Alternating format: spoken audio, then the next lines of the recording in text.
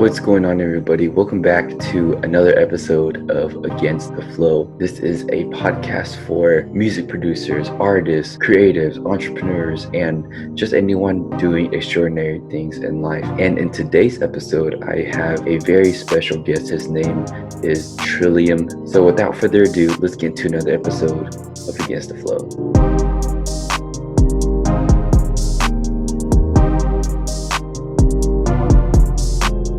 All right, so we are live with the 26th episode of Against the Flow with my amazing guest, Trillivm. What's going on, man?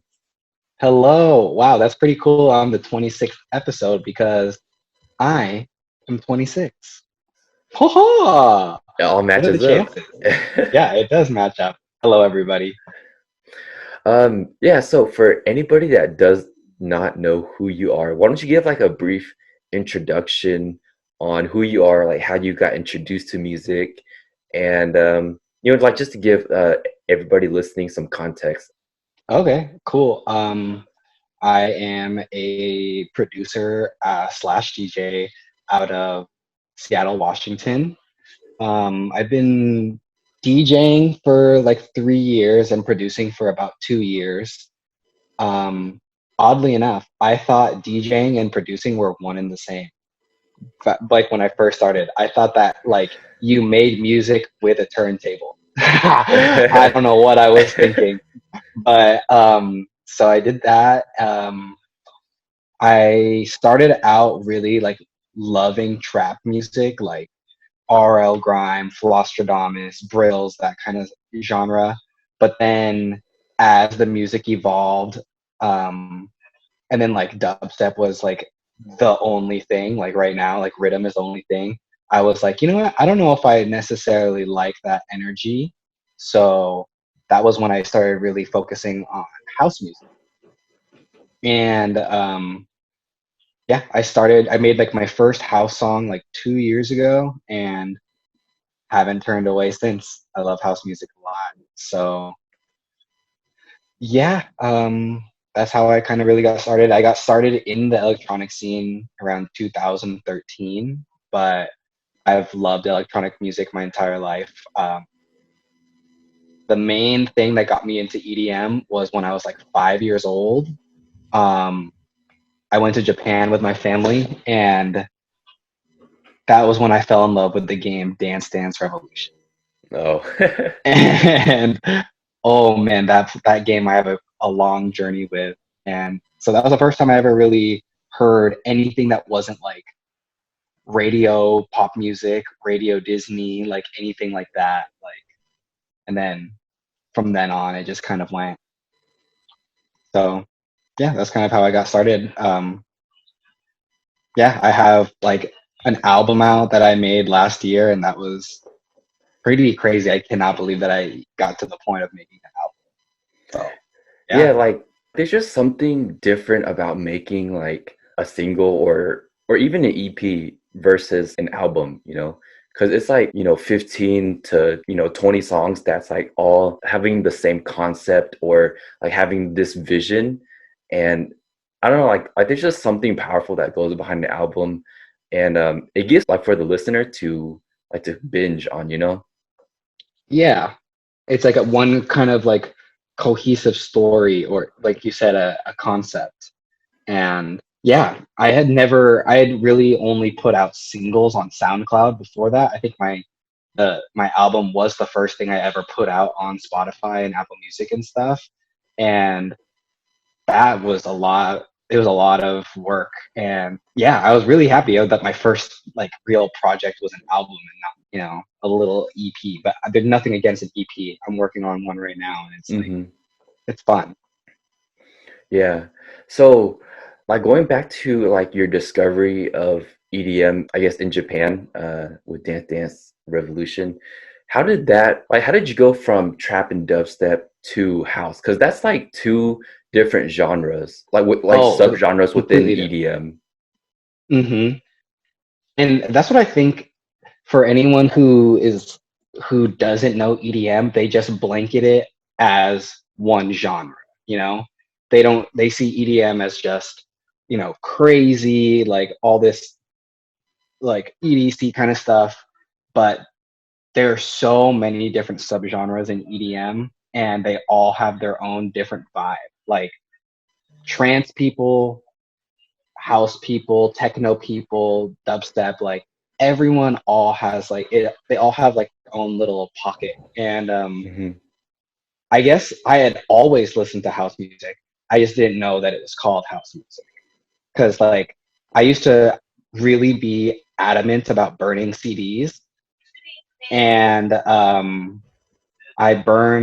was listening to like my old like EDM CDs that I made in like 2014, 15.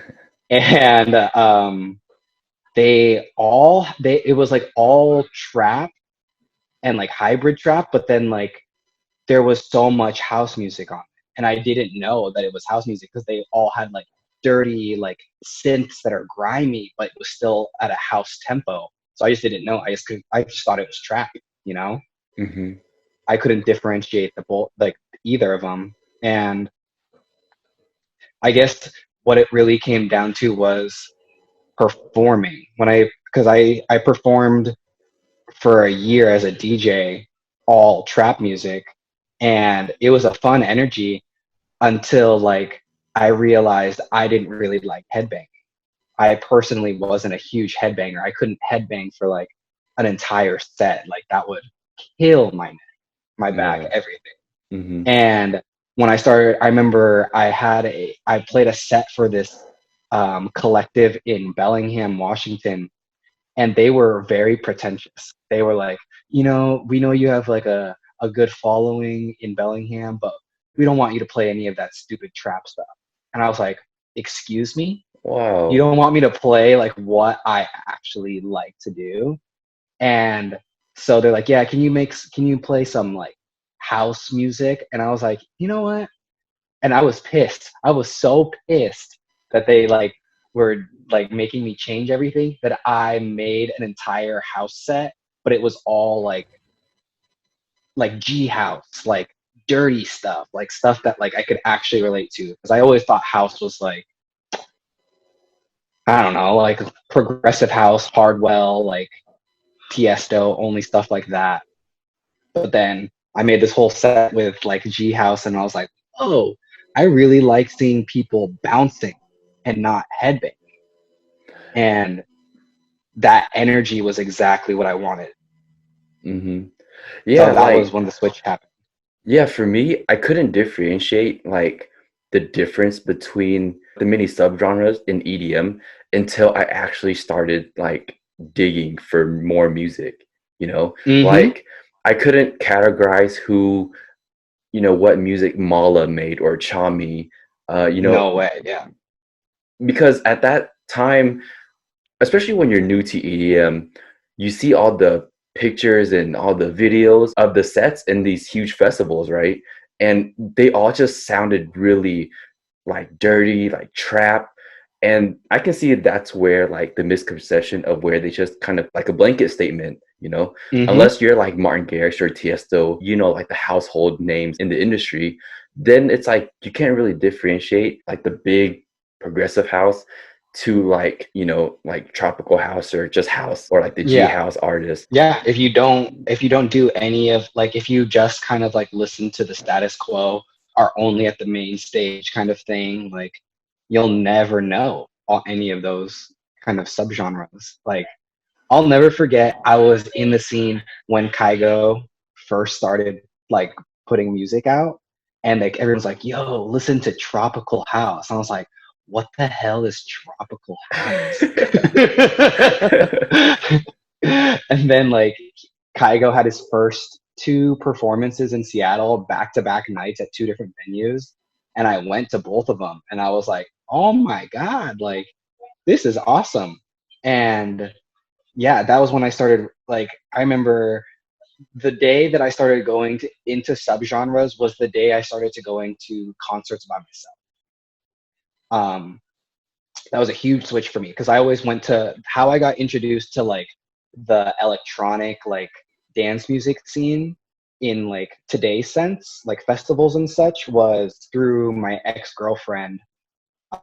She was in a sorority here at University of Washington, and everyone in her sorority raved.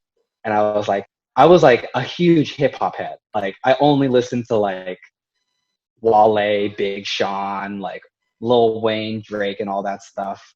But she got me into like, I think the first show I went to was called Life in Color, and that's like a huge paint party. And that's kind of what allured me because I was like, okay, I want to be covered in paint. That sounds fun. And Flux Pavilion was there, Knife Party, and um, yeah, like I would only go with like her sorority friends at first, and then I think one day I had really liked this one song called, it was like a Miguel remix, like the "Do You Like Drugs" song, and it was by Cashmere Cat, and he was playing in Seattle, and I was like, okay, like no one I know likes Cashmere Cat, so I'm just gonna go by myself. And then I went, and I was like, I didn't have to like wait for people to go to the bathroom, go have water. Like I could do whatever I wanted, and that night changed my life. And from then on, I loved going to concerts by myself. I've seen Dioro by myself, Duke Dumont, like endless names because I just liked music. And then after that, I would just look them up. Yeah. Yeah. I feel like we had like almost the same like backstory. Oh, Because really? because my first, like just growing up, I've always listened to like I was a huge fan of Big Sean, Drake, like because back then like they were the ones that was on the radio, Mm-hmm. and I would listen to them. I would, stream or I guess download their music, LimeWire. LimeWire. Yeah, so I would like download their music, and Life in Color was actually my first event too. Stop. Yeah, here in like the Dallas area, that was my first event. And I remember exactly who was playing. It was Cash Cash, Yellow Claw, and Borgor. Nice. And and I was just in that scene, and then like I think that night changed my life because after that night, I went down a rabbit hole of just listening to EDM artists, Mm-hmm. everybody to like the mainstream ones to the underground ones, like the underrated ones, and from there it just opened like a whole new like door for me. Like it's just an Yeah. amazing thing, like being exposed to music that you weren't exposed to before, especially when you're open-minded and you Mm-hmm. allow yourself to explore different genres. Because now at this point for me, I don't like to keep myself boxed in listening to one specific genre. I even branched out to listening to K-pop. I branched out to listening to just like random genres that I'm not usually listening to because I like drawing inspirations from different genres and just kind of like implementing them in my own tracks, which then makes me more unique. Mm-hmm. With the sound that I choose, the arrangement and just like the beat, the rhythm, just like everything from a producing aspect. And, like I feel like it just makes producers more unique when they add different elements to their track. I would agree with that. I think that if you stick within, only listening to one genre, you're going to be very limited to one certain like amount of soundscapes because like they all draw from each other. Like all like tech house is going to have like some like bubblegum like sounding like risers. I don't know how to explain them, but like they all have very similar tropes and like a lot of laser sounds. But like if you like, there's this one song, I think it's by Sunburn, and it's called like Six Shooter, and it's a tech house song. It has like a tech house beat, but the entire beat has like cowboy sound. Like it sounds like a song that you'd listen to in the Wild Wild West. And I was like, this is so unique and so groovy that like I can't even like put a finger on it, and that's why I like it so much. Yeah, it's just so interesting when you see producers just like do something that's not, quote unquote ordinary. Because then, Mm-hmm. like, like for Kygo, right? I mean, and people like Flume, you know, like Yeah. looking back in hindsight, you kind of feel like they created a genre that wasn't Yes. really there, you know. Literally, you can't see it, but I have goosebumps the moment you said those names. Like, yeah, they made their own wave. That's it.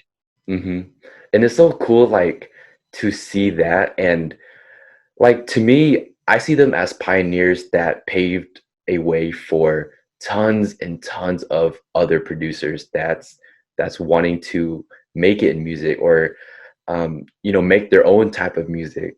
I 100% agree. I think, like, there's a lot of big names that they'll come and go, but there is going to be the pioneers. Like, I would consider Flume, Porter Robinson, Cascade, all hmm pioneers because they all like didn't listen to anyone. They just did their own thing, and Yeah. that's like those are the people that inspire me the most because yeah, it's like they don't listen to like the status quo.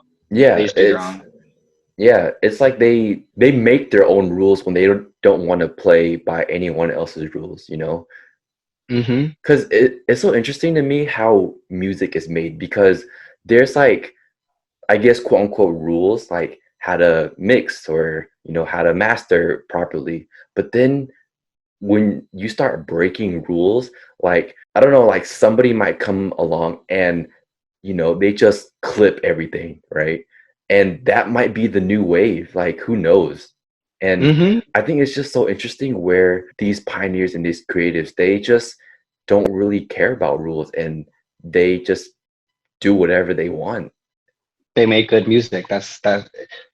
I don't know who said it. I'm sure many people have said it, but if it sounds good, it sounds good. Doesn't matter how you got it, Man, when it comes to production, I live by those few words. If it sounds good, it sounds good. It doesn't, right? like sometimes I listen to songs that sound great, even though the mix might not be the best, you know? And and sometimes you just kind of have to hear it for what it is. Because I feel like the only people that really, really care about how good or bad your mix is other producers, you know? Because the average listener won't say this snare sounds off, this kick is muddy. All their drums are not in key. Exactly, exactly. Yeah, that would never happen. And like, I think the further we get, I think at least the farther I've gotten into production, the more I realize that like it doesn't really matter. Like, there's some songs that I have put out and completed, and they sound good, and I have no idea what key I was in. No idea. Like, I don't know how it happened. Like, It's so funny you say that because a lot of the times when I put out music, I don't even know if I mixed and mastered it quote unquote correctly. You know, I just kind of I did never. it.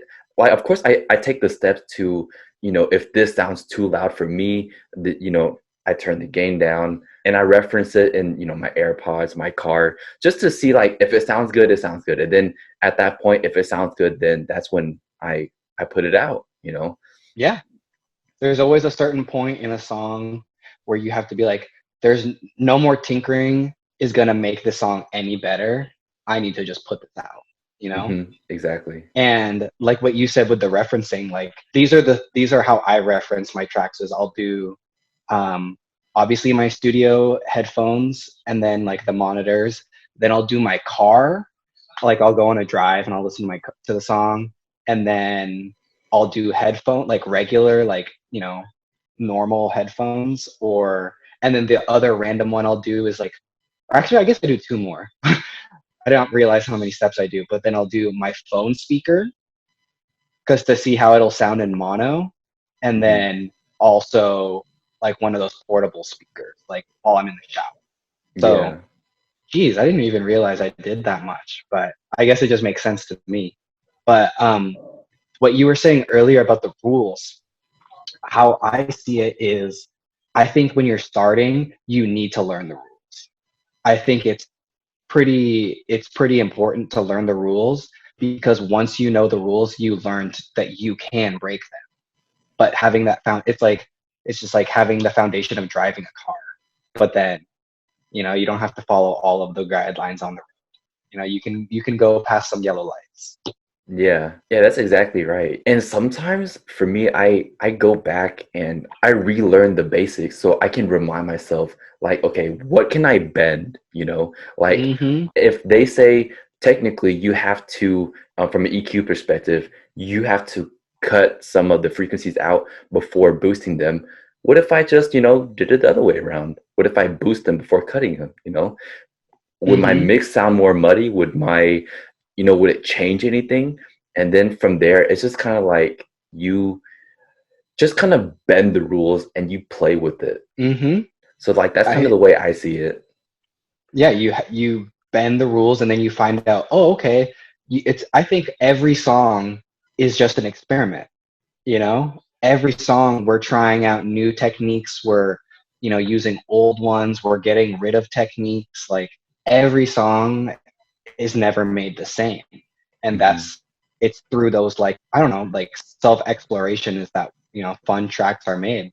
Like I've realized this now, but like I think I have two or three songs that all make it, and like the first drop is a house drop, and then I don't know what to do after that. I'm like, I don't know if I'm gonna, like, I don't, because the problem with me in music is I can make an intro breakdown drop and then I lose all inspiration.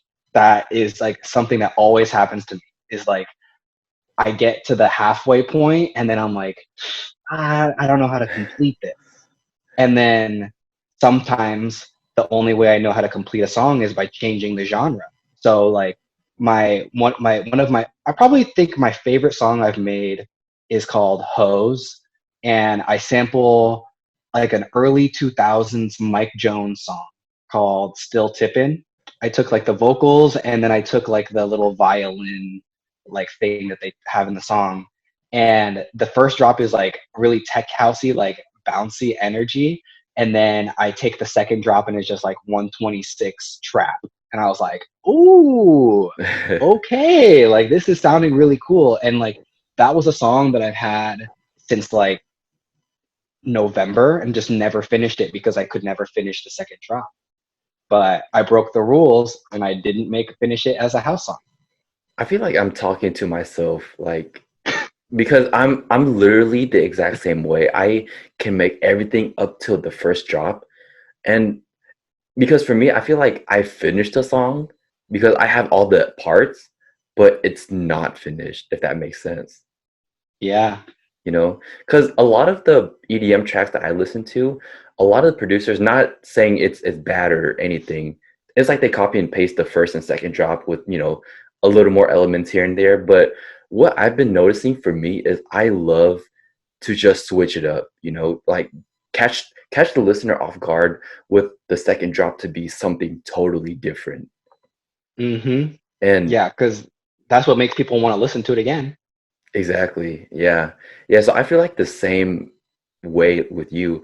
And going back to experimenting, a lot of the songs, it's me asking what if. What if I did this? What if I did that? What if I turned this down? What if I turned this up? And Mm-hmm. y- you know, and the thing about being a producer, which is so cool, is that you can literally do anything. You can take something out, you can add some more in, and it's just like you have the power to do anything you want in the DAW that Mm-hmm. you have. And it's so cool because if something doesn't work out, then you can just take it out. Like there's no harm in just trying it out. Because if you put in an effects plugin and it just ruins it, you can just take it out. You know, or Yeah. if it makes it better, then you can leave it there. Like that's the one, like one of the few things that just fascinates me about producing music because you're literally starting from nothing and you create this product that people love listening to. Mm-hmm.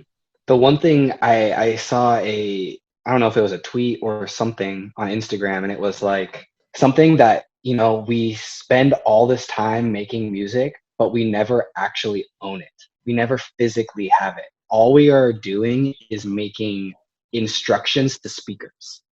That's it. We're sending instructions to a speaker to make airwaves. you know? And Yeah. I think if you like, if I think about music in a more simple terms of like, dude, like we're making music. That's it. And not thinking about all like the ins and outs. Like things that stress me out are like, marketing or like self-doubt, comparison, all of these things, keep me from making music. And but when music should just be having fun, and experimenting. But I don't know. Sometimes I feel like the translation gets lost in between Hmm. and you forget why. Like I feel like I constantly have to remind myself why I make music. And like if there ever comes a day where I'm not doing it for the right reasons, that's the day to walk. Yeah. Yeah, I feel the exact same way because there's a lot of times where I'm, planning my next move, like, okay, what should my next post be? In terms of building my brand, what should my next song be? But then a lot of the times I have like a planner full of like stuff to do, but there are some times where I just think about all the stuff I have to do and I just totally ignore them and just sit and just make music for the sake of creating something I love and not think about the next business move, the next branding marketing move. I just sit down and I just create just for the sake of being a music producer and just loving to create something. Dude, I resonate with that. That was that you hit it spot on. Like, yeah, like when you forget about, your next move and you just are creating, that is when you make some good stuff. Hmm. This week, actually, I don't know how someone posted on Twitter like, "Oh man, you're old or you're an OG if you know this song," and it was like I don't know if you knew that song. It was like, how does it go? It's like some old The Fray song. Do you remember The Fray? Yeah, definitely. And I think I forgot what song it was, but then I started going on their Spotify, and then I remembered how much I love the song. Everyone knows I'm in over my head, and I was like, dude. And I like did the I have a BPM counter on my phone just because like I love tapping along to songs and figuring out what beat they are. And I was like, oh, this is at 122. Okay, let's boost it up to 126 and let's make a house song. And all I did was chop up the sample, make like, a riser, add some drums, and then like cut out all of the low end and put in my own bass line. And I'm not even kidding you, dude. It's one of my favorite remixes I've ever done. And I made it in probably 2 hours. And it came out of nowhere. And I was like, dude, this is like, it was just fun. That's all I can say is that like, it was fun to make. I've had so many experiences where like that exact thing happens to me where I just create just for the sake of creating and I make something amazing and it just takes like 2, maybe 3 hours to make. And you're just sitting there clicking left, right, up, down, adding everything. It's like you know what to do instantly. And when you're Mm-hmm. done, you listen to what you made and you have yourself just bouncing around your room, just like jumping up and down, just yelling and like you just can't believe that you made something so great in a short amount of time. And when Mm-hmm. like I don't know how to explain it, but for everybody that's listening, that is one of the best feelings you can get as a music producer. Euphoric. It's a euphoric feeling. It's a feeling that I don't think you can get anywhere else. I've never experienced anything like that until I started my journey as a music producer. Mm-hmm. Yeah, it's like I feel like producing has given me, I don't know, an outlet unlike anything I've ever done. Like, so going back to the original question you asked about like how I got into making music, I kind of glossed over the fact that when I first joined the electronic scene, I've always been I consider myself an extroverted or an introverted extrovert, where I gain so much energy from people, but I also need to have my own alone time. I need to, gather my own energy on my own accord. And one thing I didn't like about the electronic scene was that like people were just raging to rage with no, I don't know, purpose behind it besides just a dance, which is like completely fine. And if that's your outlet, like I love you for it. But for me, what I needed was to feel like I'm giving back something or doing something. Hmm. And that was when I discovered gloving. And that was about 2014. I'm actually going on my 6 years of gloving now, this next month. And I had like a ray or a gloving sensei, and it was some guy I met in from California. He gave me like my first full set of gloves, and at a Paradiso, and that was the first time I ever felt like a creative. Because growing up, like I always thought being creative meant that you were good at drawing, you were good at painting, you know, you were Hmm. good at playing the piano specifically or like whatever. But I never, I took piano lessons as a kid and I can read music, but like I didn't like learning classical music. It wasn't like, it didn't draw me, it didn't inspire me or excite me. And so I never thought I could make music. I've never had good handwriting, so I just thought I wasn't an artistic person. And even though I was a barber, I didn't consider that art either, I guess. And then I found gloving, and I was bad. I was so bad starting out, but I kept going. I found like the gloving scene in Seattle. I started competing.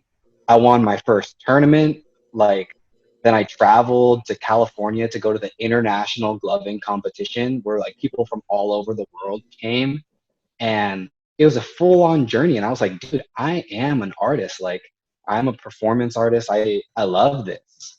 And I feel like that energy definitely translated into making music, because now I have all this confidence that I can start from ground zero and, just put in the time and be good at something and be proud of the things that I can create.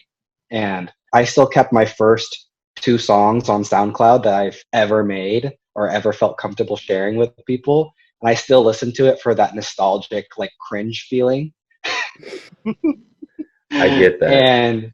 and like I don't think I'll delete them, or maybe if I do, I'll have to save them because I don't have them on my computer. But like seeing how far I've come, oh man, that's a blessing right there. Just to see how much I've progressed, that it makes a lot. It helps me out a lot, and yeah, that's all the Glovers out there. You know, Hmm. anyone who does any kind of flow art, I think that you're using your body to express the music, and that's a very important feeling. Why? What do you feel like your main goal is with music? So I have this wallet, and I've had this post-it note in my wallet since October 28, 2016. This is before I even made music, really. This was like when I started just getting my first DJ turntable. And I said, I want to make music. I want to produce music that makes people smile, fizz face, dance, cry, and relate to. And then the other one was DJ across the world and spread good vibes. But then later I wrote that that wasn't as important, because I think that, I watched not a documentary, an interview with Diplo, and he was at like Oxford College, and he said, he travels like 300 days out of the year, and I always thought that like when you DJ'd, from like seeing all the after movies, that like you'd actually be experiencing those places, but no, it's just traveling to and from and there to the venue to venue, so you never really get to experience like Morocco or Ibiza like a tourist. So my main goal was to touch people just through music. And yeah, it's interesting to me that like now I'm in a point in my life where I actually have fans that like know me just for making music or my online persona. And that, to have like people message you and say like, wow, like this song really makes me happy, it makes me sad, or like this, I can dance to this, like it, that's what I do it for. Like I do it for myself first and foremost. But I guess the biggest thing that I want to do is inspire other people of color because when I first joined the EDM scene, the only person of color I can tell you off the dome was Afrojack, and everyone else was just white guys. They dominated the scene, and it wasn't. So I never thought I could make music. I just didn't see my representation out there. And then I went to a show by myself at Q nightclub in Seattle, and it was like I think the second time I had seen them. It's a group called Autograph, and one of the guys looked like one of my cousins, and I was like, "What? This guy is Autograph? No way!" And that was, I remember very specifically that night was the night that I said, I can do this too. And if him just being himself was enough to make me feel like I could do it, then I want to inspire the next generation of, people out there to, take over the scene. Like what you, like that graphic you showed me that your partner did, like that's real. People are rich as hell out there, and like they don't want to give people of color a chance because for whatever reason. Hmm. And some of that is learned, some of it or a lot of it is learned from like people around them. But I've always just known to be kind to people, and good things will happen. So I'm here to inspire the next generation of, producers, DJs, whatever, performance artists to know that like you can do this. Like the one thing that happened, and I'm so bummed because I was supposed to have an interview, or not an interview, I was going to have a TED talk with these middle school students in Tacoma, which is kind of a low income area of Washington, like still a city, but like a lot of like people of color are there. And they had brought like 6 middle schools together. And I was just going to talk to them about me being a college student, a person of color, and how I used art to, keep going.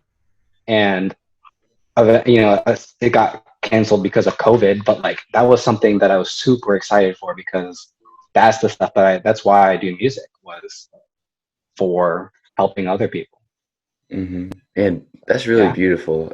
I think like you know, like having that goal in mind to just inspire, and it's more than just having followers and having fans, but it's just like having an impact on their lives and making it better with your art and your music, because it's just like having your heroes and your idols having impact on your life and making it better. It's just like a great feeling, and having to want to share that, pass on that kind of feeling to others. It's just like a great goal to have, because I feel like that's the type of goal you should have that will, get you out of bed every day, something to look forward to. Like you're making art for a greater cause than just gaining followers on social media. Yeah, which is a very arbitrary concept. Like what happens the day that Instagram shuts down? All of that was for nothing, but Yeah. at least if you have something behind that, like, having fun, meeting cool people, like, think about it. Music, a love for music brought you and I together. That's the basis of it. Just a genuine love for music. It wasn't, oh, I'm trying to use you to like get, further in my career. It was, no, I want to sit down and talk with someone that I know really enjoys music. Yeah. That's it. Yeah. I began to notice that power of music when, like, at a young age, for me, because I started to notice like how music made me feel, but I couldn't really put it into words. But then when I started to go to shows and raves, I started to see like a lot of these people go, and like, don't get me wrong, like I've seen people go to raves for different reasons, but Of course. um like just seeing everyone there for music has always been so fascinating to me. And that's when I kind of put two and two together and saw the impact that music had on people. You know, they're willing to pay their hard earned money to just listen to music at the end of the day, you know. You know, call it what you want, a performance, a show. At the end of the day, people are willing to pay money just to listen to music, you know, and that's when I kind of realized how powerful music really was. That's very true. Like you can't, nothing can replace a live experience of music. Like I love listening to, I think the second closest thing I can get to that is like in my car because, you know, the speakers are all around you. But like Yeah. listening to music in headphones or, you know, on a speaker is not even comparable to like being in a venue with that pounding bass you can feel in your chest. Like seeing, there's this is one of those feelings that I love is when you hear a song you have never heard before and you think it's so dirty or dope and you make this face, you're like, and then and you look around and then other people are making that face too and you both are just like, yeah, yeah, we're both listening to this right now. That nothing beats that. Just like the genuine love, or like that's why I love the concept of festivals because we're all dirty, we're all stinky, we're all tired, but we're all there for music. And something for me that I'm really, I think it's like one of the craziest things I've ever persisted on, but I actually gave up festivals 2 years ago, 2018. Um, I was with my girlfriend and I actually snuck into Paradiso, the place that we have out here. I learned a method of how to sneak in there, and it was foolproof. And it's bad, but I did it. And that was the year I go, I'm not going to go to another festival until the one that I'm playing. Man, that's I love that. I love that. I, it was just like, because every time I go to a festival, I just, like, as much as I love it, I'm just like, dude, I want to be that person on the stage putting on the show. Like, that just sounds, it's, oh, I've got a story for you, and this was another defining moment. Are you familiar with the DJ duo Slander? Hmm. So when Slander was first coming out, like 2014 era, um, I that was when I started to really like them because I was, you know, into trap and like that kind of stuff, and they were making festival trap at the time. And then they made this subgenre called heaven trap, and they were the only people who did that. So I think they remixed Above and Beyond, Sun and Moon, and Hmm. made that into like a future bassy trap song. And I was like, wow, y'all are really doing some cool stuff. And so I was huge fans. And I went to Vegas when I turned 21 and went with all my family, like friends. And there was a beach party in the day, and who was playing there? Slander. And I was like, yes, we're going, y'all. And we go there, and I'm not even kidding you. I was the only person dancing in front of the DJ booth. Only person. Everyone else was in the pool. And I was like, what are y'all doing? Like, this is awesome. And then later that year was my first EDC and my only EDC. Why am I saying my first? My only EDC. And I was walking through the crowd and I see this guy and he was wearing a Slander t-shirt. And I go up to him and I'm like, yo, how the fuck did you like Slander? And he's like, dude, I loved it. How'd you like it? And I was like, dude, it was awesome. And he's like, oh, dope. And he's like, do you want to meet them? And I'm like, what? He's like, yeah, I'm their manager. And No way. I'm like, you're kidding. And so at this point, one of the guys from Slander, his name is Scott. He he was a well-known glover in the scene, so people knew about it. And my goal was to give him a light show. And so I ended up hanging out with their crew for an hour and a half and was just vibing, you know, having a good time. And eventually I was like, dude, I have my own friends here. Like, as much as this is a cool experience, I gotta go. And they're like, yeah, we understand that. And they were gonna give me their information to hang out the day after, but then their manager was like, nah, don't do it. I was like, okay, whatever. So fast forward to so that was June, and then they Slander's next show in Seattle was called Resolution, which is our New Year's rave, and that resolution they had a contest where um, you know, retweet this, like it on Instagram, whatever, do all those kind of things, and you'll get a chance to win 2 free tickets and go backstage to play Super Smash Bros with Slander. How could I say no to that? Like, I think I spent a week of because there was no cap on like how many entries you could do, and I think at the end of the week, because like an Instagram post gave it 5 entries, a Facebook share did like 6 entries. By the end of the week, I had over 1,200 entries into this contest. I was that dedicated. I was so dedicated, and guess what? I won. And so I go and hang out with them, play Super Smash Bros. Scott is killer at Super Smash Bros. There was no comparison. Like it was the Smash for 64, and him with Captain Falcon was not even fair, not even fair. And like I was like, yeah, you guys like did this for me, blah blah blah. They didn't really remember meeting me in at that EDC, and I gave them these pins because I collected a lot of like enamel pins at the time. Took pictures, blah blah blah, and I think that at that point we were friends on Facebook, and they're like, yeah, anytime we're back in town, just hit us up, and I was like, all right, cool. And then I had broken up with that girlfriend. We had been together for like 4.5 years that week, and that was the week that Slander was coming to play at Life in Color. For 2 or 3 years after I had gone there, and they offered me backstage passes to go hang out with them, and I was like, "Oh, dope!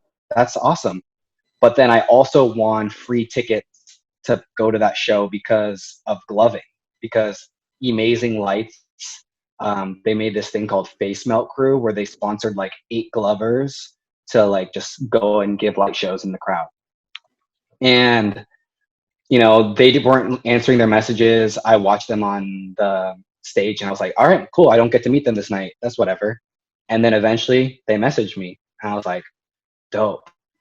And I go to the lines and they give me a wristband. I put it on and we're hanging out backstage. And I remember very specifically, they were like kind of stressed out of the hype of Marshmallow, because they were like, how do we, you know, like I remember their conversation was like, how is our next show gonna like top this one, blah blah blah. And like I remember the conversation of Marshmallow was really there. And I remember that was interesting because that was back before Marshmallow blew up.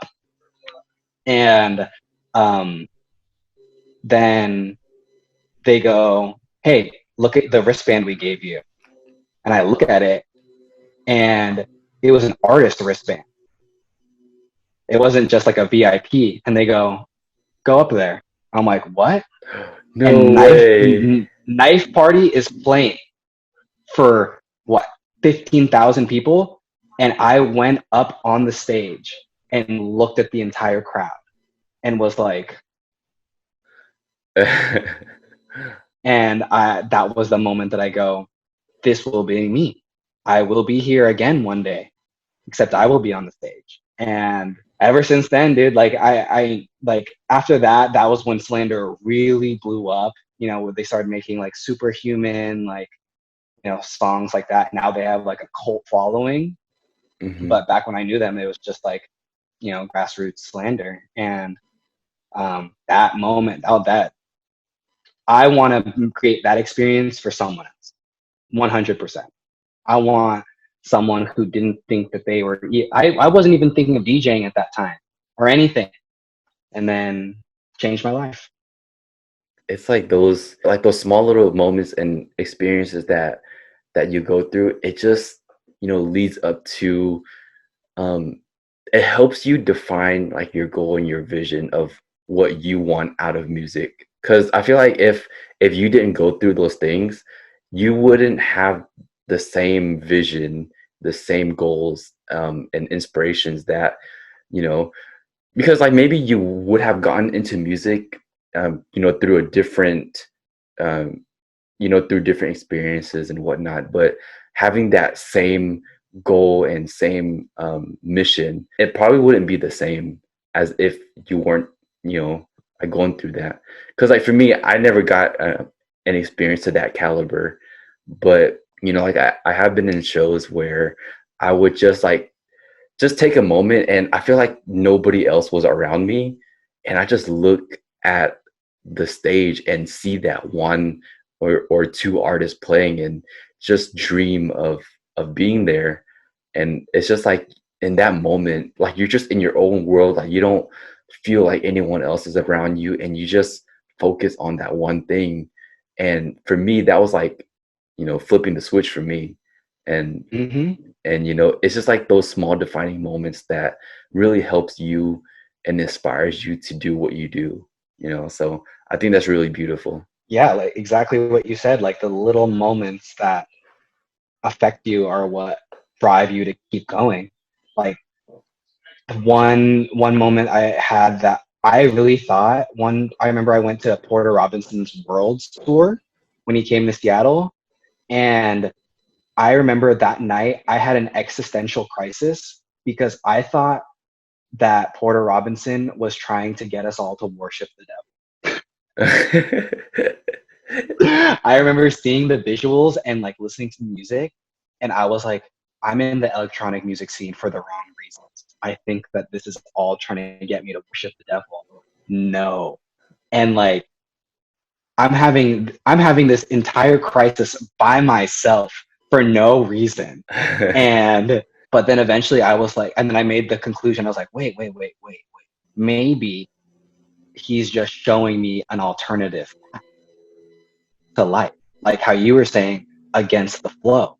Because like, our entire lives were, kind of scared of like demons and like stuff like that. But then in the electronic music scene, you see it a lot, and like it's more of like fun and in a different light, and it's not as like damning of your soul to like experience. And that just made me keep questioning things and keep questioning what is art. Mm, yeah, had me keep questioning what is art because I consider art to be something that makes me feel. That's it. Like Hmm. it could be art that is gross that makes me feel sticky or like uncomfortable, but that's art. Like I read this book called Lolita, and that book was creepy as hell. It's about like this guy who falls in love with like a little girl, but like the book was so beautifully written, and it just gets you to feel something. And I feel like I'm exposed to media all day and like different things that like I just mindlessly scroll through that doesn't make me feel anything. So when something does, that's art Yeah. to me. Yeah, art is like very subjective, like for other people. um like I feel like for the majority of people, art is something like drawing, painting. But like being a creative, you kind of see that art is really anything that makes anybody feel a certain way, whether it be, food, cooking, or Mm-hmm. working out. That's a form of art. Yoga, 100%. or just like anything really. And I think that's the beautiful thing about being a creative, because you kind of see something for more than what it is, than just seeing something, surface level. Mm-hmm. You see something beyond the face value. I agree with you. Totally agree. So we are, kind of getting towards the end of the podcast. But I do want to ask you one question. And that is, what do you think sets you apart from the crowd? Like, what makes you unique?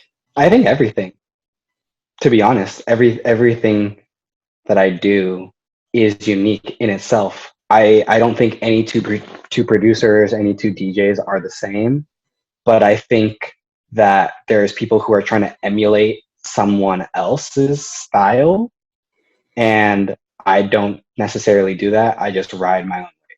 And I have an entire line of merch that like this coat I made myself. Like I make so much things just for the sake of I love putting on a performance. I love creating. I love the whole concept behind it. Like so like this entire setup right here, that's all for like my DJ live stream stuff, but it's it's not like your normal thing. Like I see a lot of DJs like just having the regular green screen, but like this has my dad's photos. It has some art pours that like from a really dear friend, like stuff that I've made, plants that my mom grew. Like I don't know, I pour everything in, all my experiences into my music, and it's just uniquely me. Like my album that I put out last year was called Decolonizing House Music, and the concept behind that was like house music was invented by people of color, black people specifically from Chicago, and then it got appropriated by, white culture and watered down and kind of taken. And I feel like what sets me apart is that I don't know, I like to look into the history of music, really looking into I don't know every aspect and making it to I don't know who I am and how it has moved me. But I would say the number one thing that sets me apart is the word trill. Like Trillium, how that name came about was from gloving. I got it from gloving. That's how I was named. But it was because my name is William. So it was Trillium, like Trill I am. And then I was introduced to the flower called the Trillium. And then trill was always a word that I knew growing up. And the whole definition of trill is essentially just the combinations of the words true and real. And that's how I describe myself as I am authentically me, and that's what sets me apart because I'm just me. There's no special sauce behind anything. It's just I'm doing this for me. I'm doing this for my family because like I wanna show my entire family, my entire like lineage, my entire friend group that you can do something if you really put your mind to it, even if it seems impossible.